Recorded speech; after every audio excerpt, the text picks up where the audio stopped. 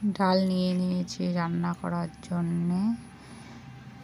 এখন কেটে নেব একটু আলু, ভাজি করব। আলুটা কুচি কুচি করে কেটে নিলাম। তারপরে চলে গেলাম রান্নাঘরে। ফিরে এসে ঘরটা গোছাতে লাগলাম।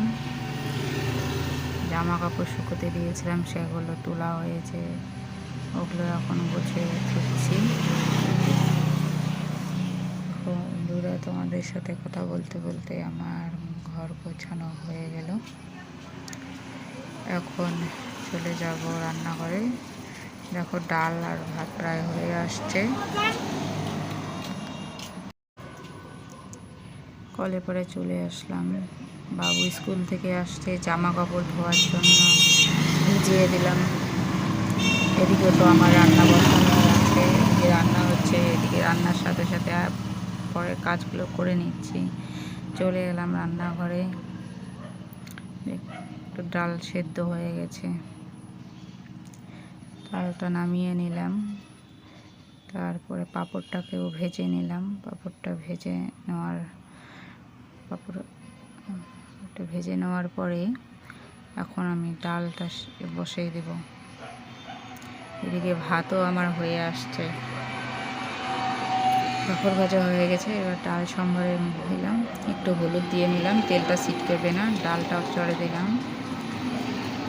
ডালটা নামিয়ে রেখে গরুকে জল খাওয়াতে আসলাম।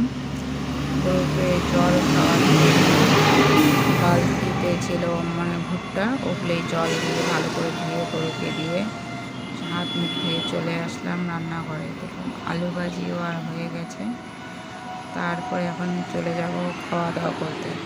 খাওয়া দাওয়া করে চলে এসে দেখি যে আমার ছেলে দোকানে মাল সাজাচ্ছে। ইতিমধ্যে এর বাবা মাল দিয়ে গেছে, সেই মালটাই ছেলে সাজাচ্ছে। এখন ছেলেকে এসে কেউ ডাকছে। ছেলে বললো, তারা মাল সাজিয়ে নেই, তারপরে যাচ্ছে। মাল সাজাচ্ছে, সাজানো হলে আমি বললাম উল্টা হয়েছে, উল্টা। পরে সে আবার নামিয়ে সোজা করে দিল। পারছেই না, তবুও সাজাচ্ছে। কী ব্যাপার, কড়াই লাগবে। তারপর ছেলে চলে গেল। আমি দোকানটাকে একটু ঝাড়ু টাড়ু দিয়ে পরিষ্কার করে নিচ্ছি।